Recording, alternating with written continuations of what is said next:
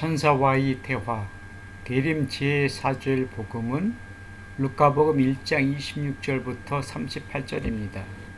루카는 예수님 탄생을 예고합니다. 하나님께서 가브리엘 천사를 갈릴레아 지방 나자렛이라는 고을로 보내시어 약혼한 처녀를 찾아가게 하셨다. 26절. 루카는 두 가지 점에서 파격적인 말을 합니다. 첫째는 천사는 영적인 존재이기 때문에 원래 사람의 눈으로 볼 수가 없습니다.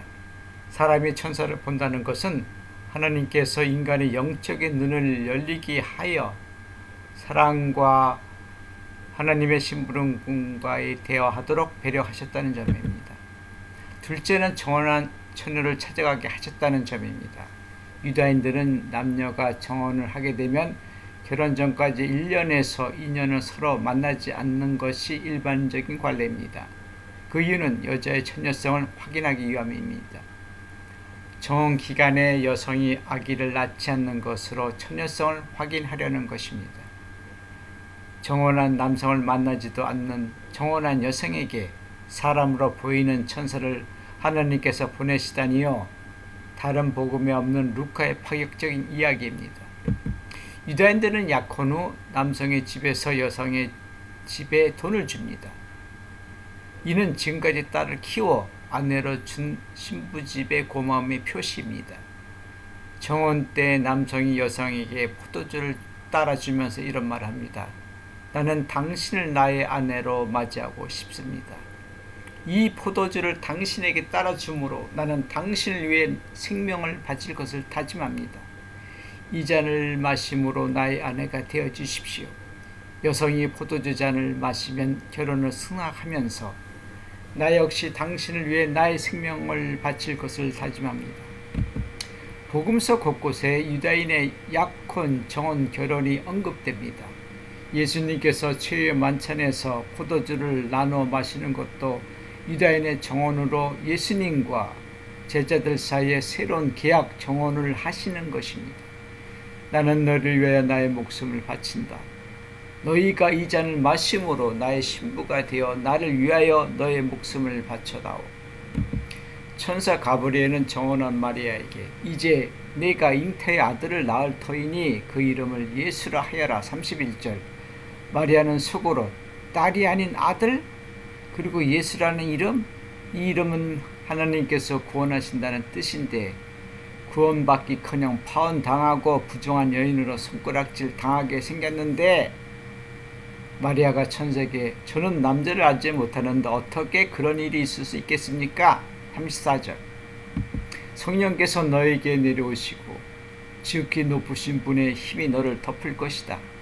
그러므로 태어난 아기는 거룩하신 분 하나님의 아드님이라 불릴 것이다. 내 친척 엘리사벳을 보아라. 그 늙은 나이에도 아들 잉태하였다. 아이를 못 낳는 여자라고 불리던 그가 임신한 지 6달이 되었다. 하나님께는 불가능한 일이 없다. 35절부터 37절. 마리아가 말하였다. 보십시오. 저는 주님의 종입니다. 말씀하신 대로 저에게 이루어지기를 바랍니다. 그러자 천사는 마리아에게서 떠나갔다. 38절. 예수님께서 탄생하시는 과정 그리고 30살 넘어 공생을 하시기 전까지 예수님은 어머니 마리아와 함께 사셨습니다. 처녀 마리아에서 어머니 마리아를 생각해 봅니다. 여느 어머니처럼 마리아는 예수님을 훌륭히 키우셨습니다. 우리 어머니들이 아들, 딸들을 훌륭히 키우시는데 종교 교육보다 더 좋은 교육은 없습니다. 아들을 위하여 밤낮으로 기도한 어머니 모니카를 기억합니다.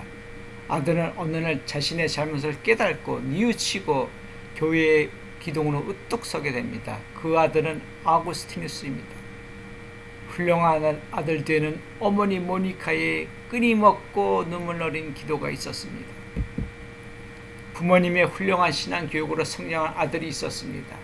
결혼 후 월세 생활을 하다가 어렵게 자기 집을 마련하여 이사 가려는데 월세 계약 기간이 8개월 정도 남아있어 계속 남은 기간을 그 집에서 월세로 살거나 아니면 새로 산 집을 비워둔 채 은행 융자금을 8개월을 살지도 않은 채 갚게 되었습니다. 아들은 주위에서 대학 졸업 후 직장을 구하지 못한 후배에게 8개월을 살도록 월세집을 그냥 내어주었습니다. 아무런 조건도 없이 살면서 직장을 구하라고.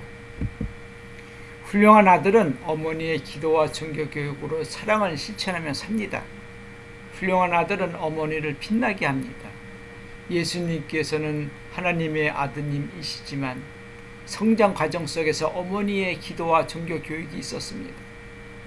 우리는 예수님을 사랑하고 흠숭하듯이 어머니 마리아도 사랑하고 공경합니다. 예수님의 어머니이시기에 때문에 공경보다 더 큰 상경합니다. 사람들이 어머니 마리아께 하나님의 이치에 올리는 것이 마땅하지 않듯 무시하거나 천대시하는 것도 마땅하지 않습니다.